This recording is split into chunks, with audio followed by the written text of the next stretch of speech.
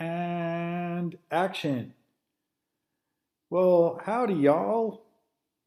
I guess this will be the last video that I record before the semester ends. This video is about your final exam, which will be due on Wednesday, May 13th at 5 p.m. It is a 500-word analysis of a poem that I'm going to go over right here during this video. The name of the poem is Like as a Huntsman by Edmund Spenser, written in approximately 1590.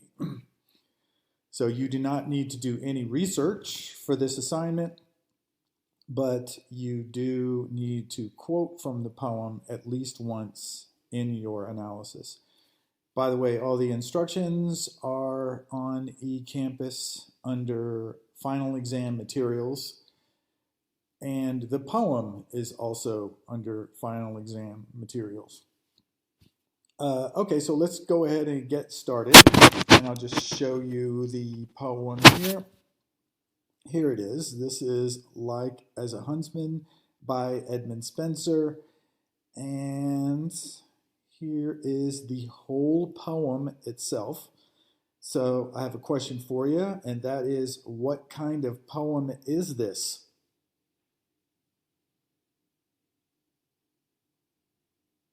Hopefully you answered correctly, and that is, it is a sonnet. That is a 14-line poem, and in 1590, pretty much 100% of sonnets were about physical love. Okay, and it is an English sonnet. Edmund Spenser was an English poet, one of the four classic English poets, the other three being Chaucer, Milton, and Shakespeare. And by the way, this poem here was written about the same time that Shakespeare was writing his sonnets. Shakespeare, as you remember, the author of My Mistress's Eyes Are Nothing Like the Sun. Okay, well, let's just go ahead and read this and then kind of go through it more carefully and closely. Like as a huntsman, after weary chase, seeing the game from him escaped away, sits down to rest him in some shady place with panting hounds beguiled of their prey.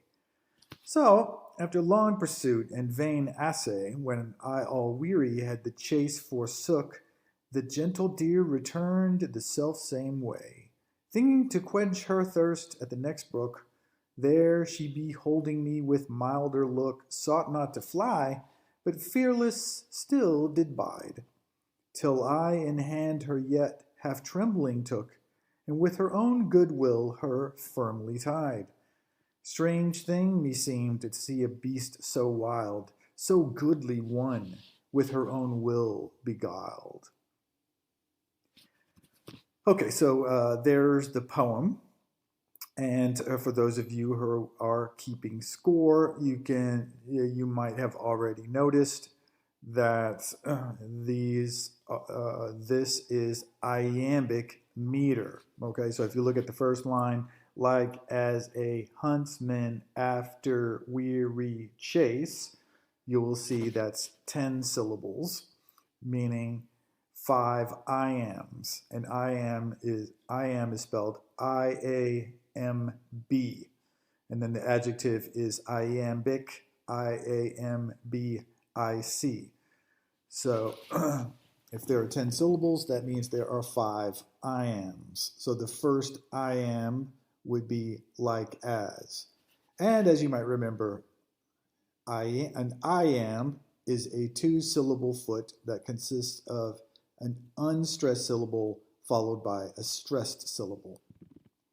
So being that this is an English sonnet from the Renaissance, you can pretty much be guaranteed that every line is iambic and there are probably no substitutions. and indeed there are no substitutions, meaning it is iambic from the first word to the last word. Okay, and also because it is an English sonnet, it has a rhyme scheme. So if you go to the first line, you'll see that the first rhyme is chase, and then this, the second line is away. So chase would be capital letter A, away would be capital letter B, place, capital letter A, pray, capital letter B. Okay, so there is the first 4 lines, first quartet, and then the second quartet begins with assay, which means capital letter B. Now we have a new rhyme. Forsook, that would be capital letter C, way is C, brook is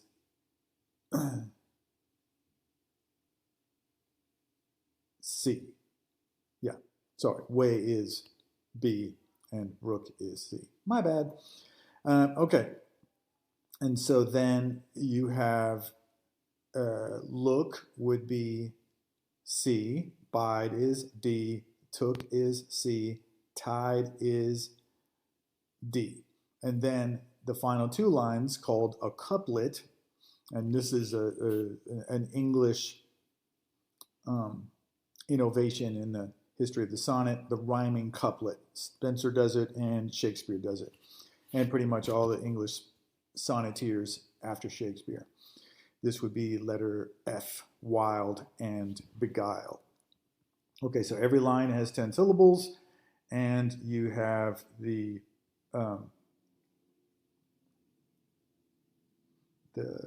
octet, okay, and so the first 8 lines, and then the final sestet would be from line 9 through 14. Yeah, that's 6 lines. Okay, good. All right, now, but what we're primarily interested in here is the argument. What argument is Spenser making? All right, well, let's talk about it more in depth. Like as a huntsman after weary chase, seeing the game from him escaped away. Okay, so what's going on? Now, this poem is what you call an extended metaphor. So the poet, Spenser, is comparing something to something else. All right, so what is he comparing? So the first things first is, what is this poem is about? What is this poem about? Hopefully you figured it out by now. And that is, this is a poem about chasing girls, okay? And so what is the gender of the chaser? We know it. He is a huntsman, like as a huntsman. Okay, so the narrator is comparing love to chasing girls, where the person who chases is a hunter or huntsman. So we know it's a comparison. Okay, here it is a simile here, like as a huntsman after weary chase. Now you may wonder, you know, a simile is a comparison using like or as. And what you might notice here is that Spenser just went ahead and did both, like and as. And so you might be wondering, like I did, why would he put like and as in the same line? But kind of the answer is in the rules of English sonnets, and that is, it's got to be 10 syllables long. So if he just wrote like a huntsman after weary chase, that's only 9 syllables. So he went ahead and just added the as in there to get it to 10 syllables. Okay, but anyway, back to the theme, and that is, he's saying, love or chasing girls is like a hunter, okay? And that is, the man is a hunter, And then after a weary chase, seeing the game from him escaped away. So what happened? Okay, he's been chasing a girl, and that girl has escaped. Okay, uh, and so here we have the word game. All right, and game has a double meaning here, and that is it's a term from hunting, game. That is what hunters hunt. Uh, but also game in the sense of something that you play at. And so you might even have experience knowing people like this, and that is, and they consider dating a game, something that you play at. So we see this from the narrator as well. So he considers the woman game as in something that you hunt, but game also in something that you play. And he uses the word escaped here, which has kind of a dangerous connotation, right? Okay. And that is he's been hunting her and she has escaped, which seems a little date rapey. Okay, well, anyway, after she's escaped, in line 3, he sits down to rest him in some shady place, which means he sits down to rest himself in some shady place. But why didn't Spenser write himself and just write him instead? Because if he wrote himself, that would give an extra syllable in the line. You can't have 11 syllables. Okay. So anyway, so after losing this girl that he's been chasing, she has escaped. He is tired, and so he just sits down. I see him sitting down up against, a tree, okay, in the shade, with panting hounds beguiled of the prey. So he's got his hunting dogs with him, and maybe that's like he may be that may be a metaphor as well, and that is his other bros who are helping him in this hunt. Although it's kind of a terrifying prospect that this would be a literal poem about a guy who's chasing a woman through the woods and brings his hunting dogs to do it. But I think it's more of a metaphorical hounds, his wingmen, if you will. All right. And beguiled is a term that is used a couple of times in the poem, and it means tricked. Okay, so these hunters have been tricked. And then here is a second reference to the girl, and that is prey. Okay, so in line 2, she is referred to as game, and in line 4, she is referred to as prey, something that a predator goes after. So here we see the narrator basically referring to himself as a predator. All right, so after long pursuit and vain essay, and so essay means attempt. It comes from the French verb essayer, which means to try or to attempt. So after a long pursuit and vain means fruitless. So after a fruitless pursuit, a fruitless attempt, when I, all weary, had the chase forsook, meaning after he had abandoned the chase, something happens. The gentle deer returned the self-same way, meaning that, well, you found out what the prey is, right? What the game was. The game was a deer that the hunter was chasing. So after he gets tired, he sits down, he's given up hope. His dogs are panting and exhausted. And, I don't know, maybe they're thinking about moving on to the next,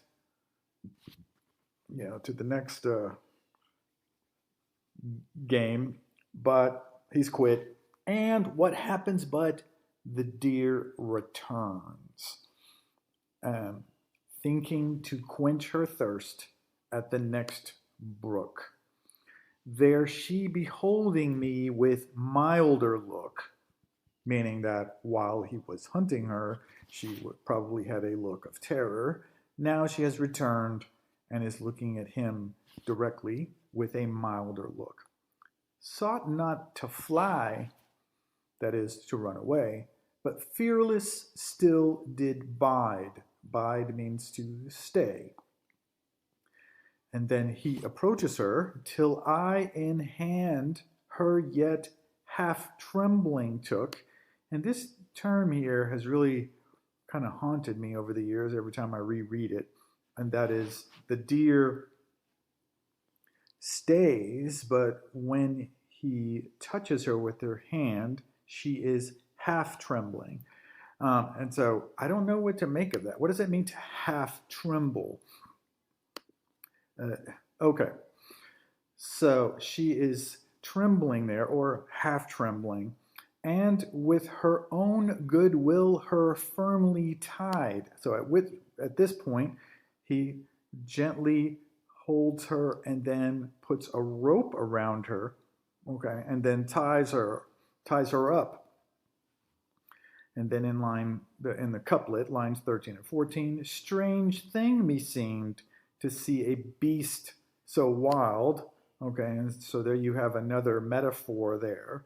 The girl is referred to as, she is referred to as game, prey, deer,